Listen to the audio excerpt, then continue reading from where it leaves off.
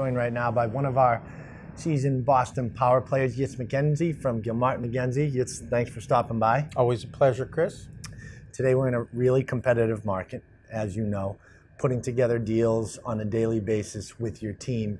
When it comes to structuring those offers, what are you seeing within the offer that's allowing people to win that deal? Well, there's a few things one can do to bring their offer to sort of the top of the pile. And this, I would say, is in a situation where you're expecting to be in a competitive bid situation. One thing to do is, as we all know, there's contingencies with most offers. I will buy your home for X amount of dollars so long as I obtain a mortgage of a certain amount of money, so long as I'm able to inspect the house and that it's satisfactory to me. Those are typically two of the main contingencies. I have seen people starting to waive those contingencies, although one should be very careful. There's definite risk involved to that. Definite risk. But can be done if done correctly. Absolutely. And let me just explain why that's a more attractive offer. If you put your seller cap on for a second and you have two people wanting to buy your home, even if they are the same offer, they're each the same dollar amount. One of them is contingent upon them obtaining a mortgage. The other one does not have that contingency. It's a no-brainer. I'm going to take the one that has no contingency because I know I have a deal. But before one waives a mortgage contingency, make sure to talk to your lender, to your bank, your mortgage company, have them run your credit bureau, have them underwrite your credit as if you were already buying the home, and let them give you that comfort level. Yes, no problem. You will get approved for your loan. You can feel safe waiving that contingency. It's one of the reasons why we really stress up front that strong pre-approval. If the buyer's in position up front, all their paperwork is in, all they're waiting for is the executed purchase and sale, appraisal possibly, and the close date, it puts you in a much better position, to your point. Absolutely. And as far as the inspection, again, one should be very careful before waiving an inspection of a home, because the typical consumer is not an expert. You may have found the house during an open house some Sunday afternoon. You're walking around and it looks beautiful and it looks wonderful, but the devil is in the details. It's behind the walls. It's in the systems.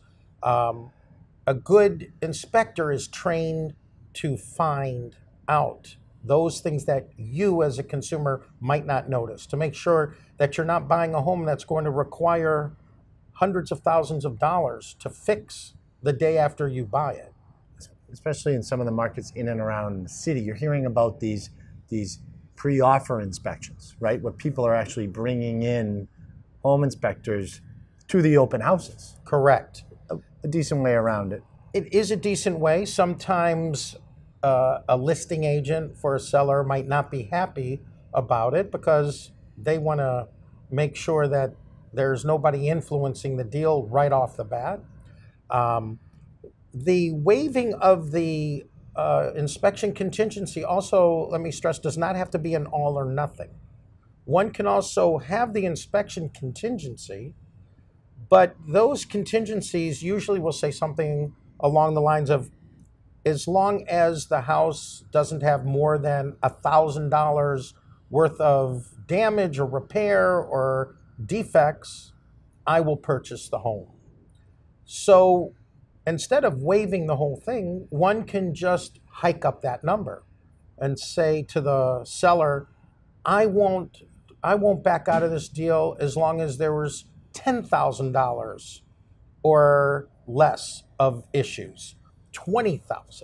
So now the higher the number, the more comfort the seller has that you're not just going to pull out of the deal. And you're protecting yourself because you'll know if there are any imperfections in the home. You're just not going to hit the seller for those imperfections. That's exactly right.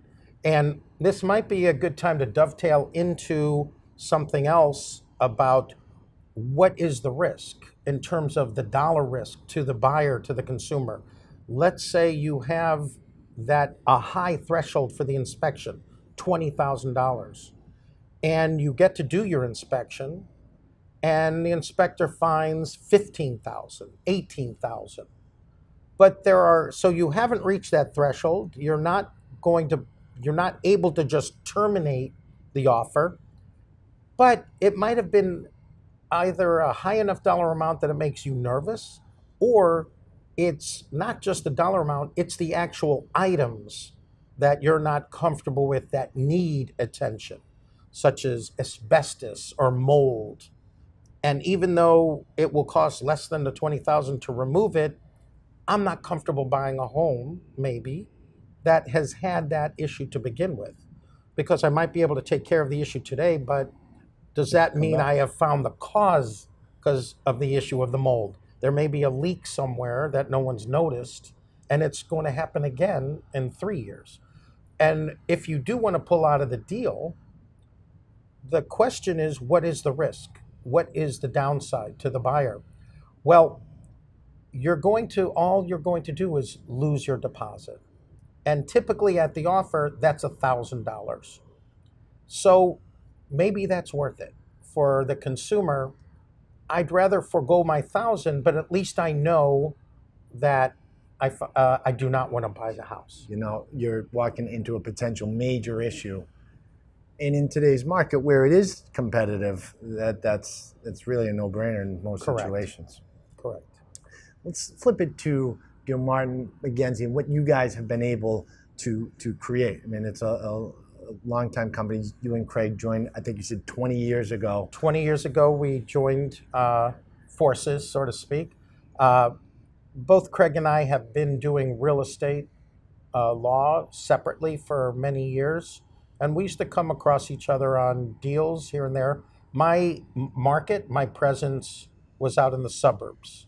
My market that I personally, we cover the whole state of Massachusetts, the Commonwealth of Massachusetts. But my personal market before we formed Gilmartin Magence was my immediate area. My office was always in Newton, and I covered Brookline, Newton, Wellesley, and Weston. Craig, when he had his own practice, also covered the whole state. But the predominant business came out of the Boston area, Back Bay, Beacon Hill, South End, Southie. And we always knew each other. And one day we happened to have a number of deals 1 week back to back, and it just got us talking. I always wanted a Boston presence. He wanted a Newton suburban presence. And the rest is history. The rest is history. You guys have created this juggernaut of a real estate firm that's been, best of Boston or #1 voted by the banker and tradesman. I don't know, was it close to 10 years now in a row? Yes. Right? And it's voted by the consumers, actually. Correct. By the real estate agents, by the lenders, delivered by banker and tradesman. Yes, we've been very fortunate that way. We have a certain business model.